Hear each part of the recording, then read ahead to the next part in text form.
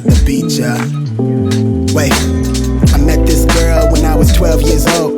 Gave her everything, just shot of the world. Could get a grip every time I tried to hold on, I slipped deep in this feeling that gravity pulls me down. I know I'm tripping, I'm falling in love with the drum breaks. She keep me safe from the... What's going on, guys? My name is Ben and welcome back to another video. Today is the first reveal video of my new car. This car is a project car. It's got a couple of things wrong with it, which I will go through in another video.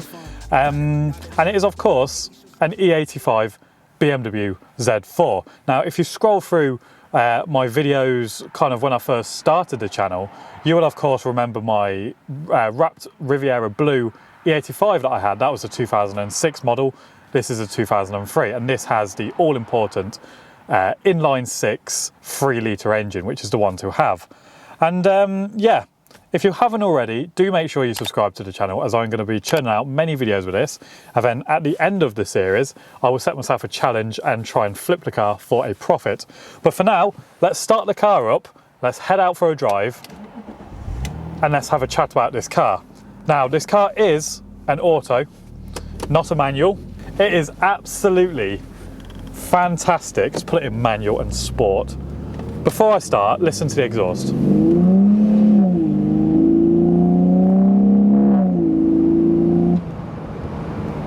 Sounds quite good. Now, it sounds very strange. It sounds like it's had that, I can't remember what it's called, where they take the foam out to make it sound better, but this car is actually decatted, which is insane. Now, when I, before I went to pick the car up and I heard it was decatted, I was kind of a bit worried that it was going to drone, maybe it would be too loud.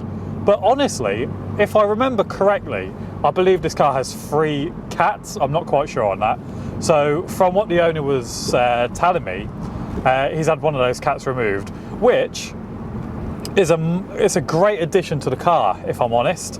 It's louder, but it's not intrusive, and it doesn't drone on the motorway, and it is very quiet when you're just wafting along. But then when you get to a bit of road like this,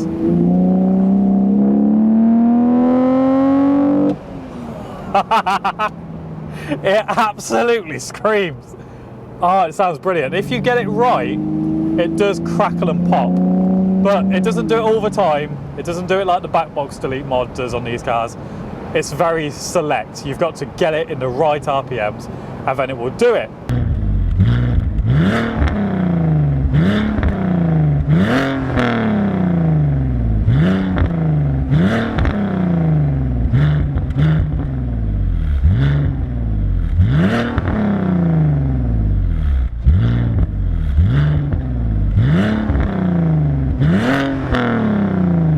Let's do a quick little acceleration test. First gear and go.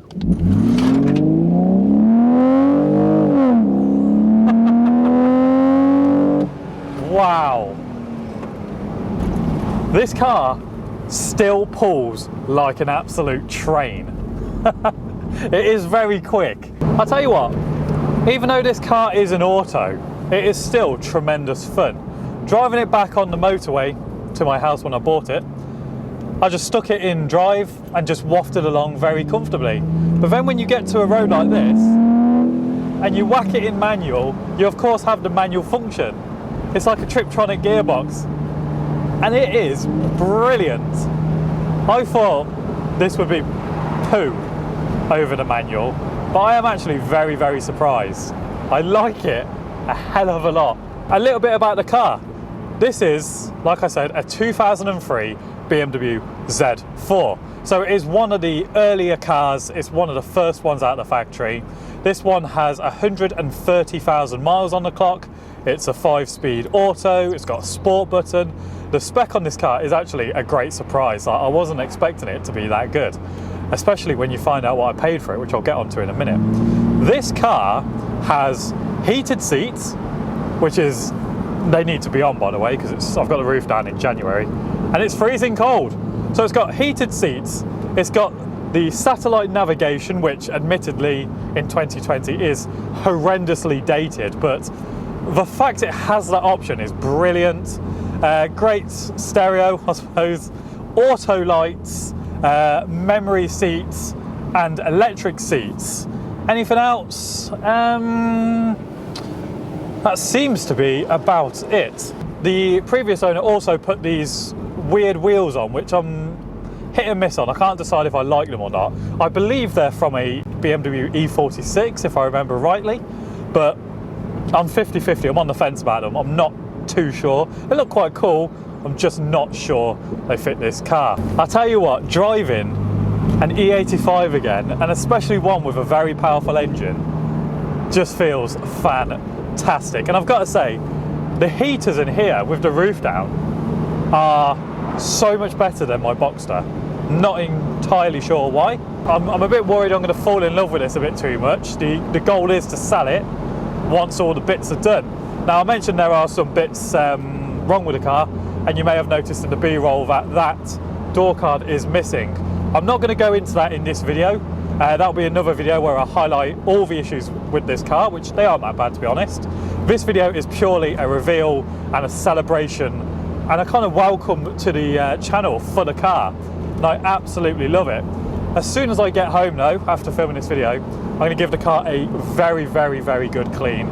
The previous owner, yeah, let's just say it's a bit of a mess in here, and he did install some rather offensive M performance badging, such as the ones on the seats, if you can see that, and also this one down here by the gear stick.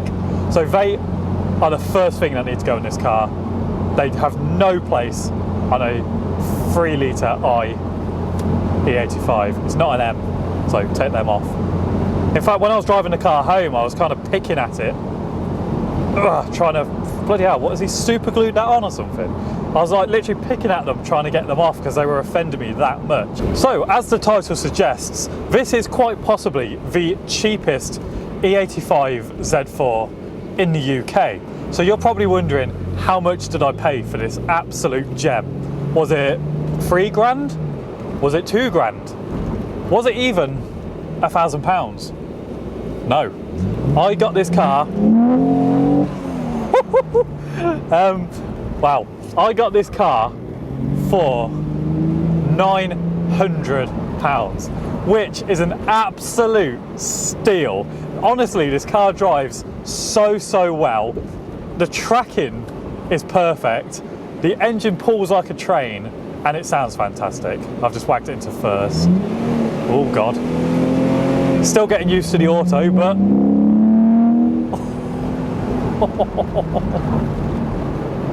little chicane, bang it round, floor it.